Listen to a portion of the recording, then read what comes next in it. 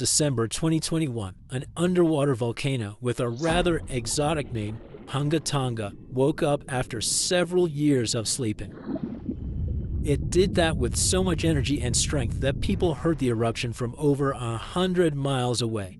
Then it went back to sleep, but a couple of weeks later, it woke up again with a force 7 times greater than the first time. It broke the island above it in 2 parts. The lightning storm that started because of the eruption was the most intense in recorded history. The sound waves from the eruption traveled around the planet several times. Someone even heard a loud boom from it in Alaska. And it started the first known mega tsunami since ancient times. This tsunami took the lives of 2 people as far as Peru and caused trouble for 2 fishermen in California. But that's not all. This eruption could change the weather patterns on Earth for years. You may see the first proof in the summer of 2024, which is forecast to become much wetter than usual. Scientists believe the eruption was caused by gas building up to a critical point. Different minerals, including anhydrite quartz and sulfides, were building up for several months until they blocked the flow paths and sealed the gas within Hunga Tonga. Normally, when a volcano erupts, the fumes cause a temporary cooling effect on Earth's surface, but Hunga Tonga's eruption was different. It didn't produce much fumes, but released a massive amount of water vapor, roughly equal to 60,000 Olympic swimming pools. The intense heat of the eruption turned huge amounts of seawater into steam, which then blasted high into the atmosphere. All that water vapor ended up in the stratosphere, a layer of the atmosphere that's too dry to form clouds or rain. Scientists don't have any observations of volcanic eruptions like Hunga Tonga to predict its effects on our weather patterns. They can't tell exactly how long these effects might last either.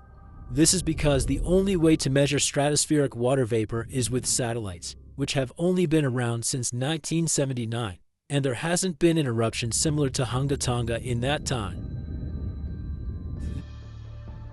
Experts from different countries started analyzing satellite data right after the Hunga Tonga eruption.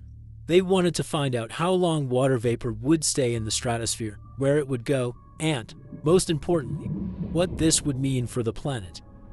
The first big result of the eruption, at least partially, was a huge hole in the stratosphere that was hanging on for several months in 2023. By the time it appeared, the water vapor had reached the polar stratosphere over Antarctica. In the following years, there wouldn't be enough water vapor left to enlarge this hole. It looks like Hunga Tonga will have just a minimal effect on global average temperatures, but there are some surprising, lasting regional impacts. One of the scientific models forecasts colder and wetter winters for northern Australia until about 2029.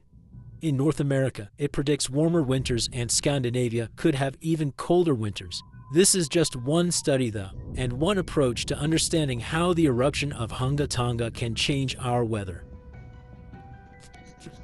We do have at least one example from history when a volcano eruption changed the world.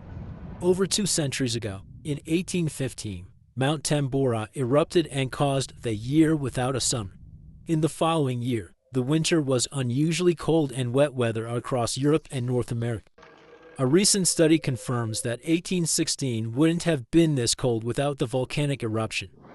The immediate effects of the eruption were catastrophic, with tsunamis destroying homes, claiming 10,000 lives and 80,000 more who fell ill in the aftermath. The eruption of Mount Tambora was one of the strongest in the last 1,000 years. It had ejected an enormous amount of sulfur dioxide into the stratosphere, which quickly spread across the world. It resulted in the coldest year in at least the last 250 years. In May, frost wiped out most of the crops in New York, Massachusetts, New Hampshire, and Vermont. By June, heavy snow covered the ground in Albany, New York, and Dennisville, Maine, and New Jersey had 5 straight nights of frost. The cold continued into late summer, which should have been the harvest season. In July, lakes and rivers were still frozen as far south as northwestern Pennsylvania, and frost stayed in Virginia until late August. Temperatures would drop from above normal summer highs to near freezing within just a few hours. The weather was completely unpredictable. Prices of food skyrocketed. The cost of oats for horses, which were the main mode of transportation, also rose sharply. Some people believe this situation inspired Carl Drees to invent the bicycle in 1817 as an alternative transportation method.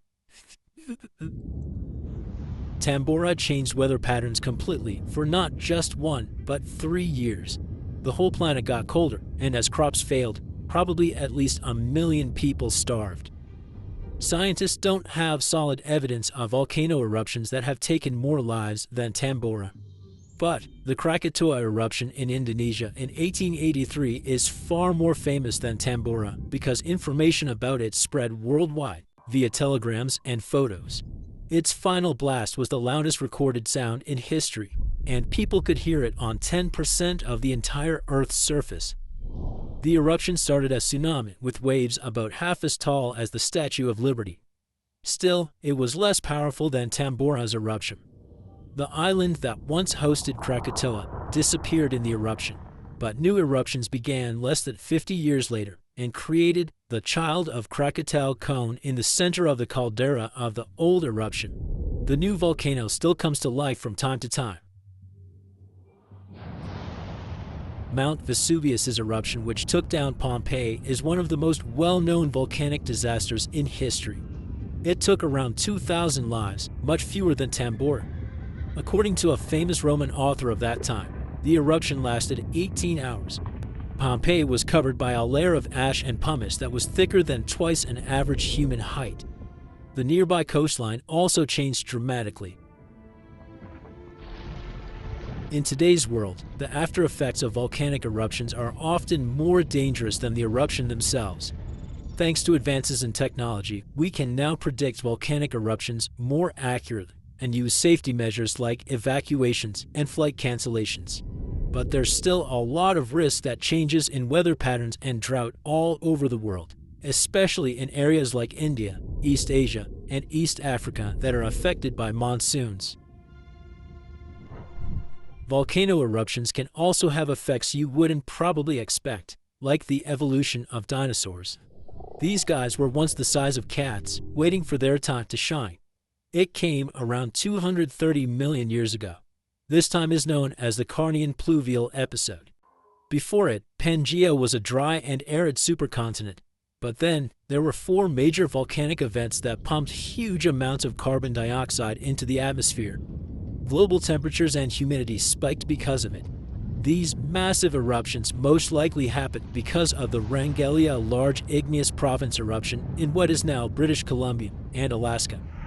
This prolonged volcanic activity created the right conditions for dinosaurs to blossom and diversify, and also for the rise of other groups like modern conifers, ferns, crocodiles, turtles, insects, and early mammals. With higher temperatures and more rainfall, terrestrial plants have evolved, and humidity-loving ones have become dominant. Without those changes in the world, we could have a completely different natural history. There's some solid proof that volcanic activity has really changed the weather patterns back then. Scientists have found layers in the Earth's core that show different types of carbon.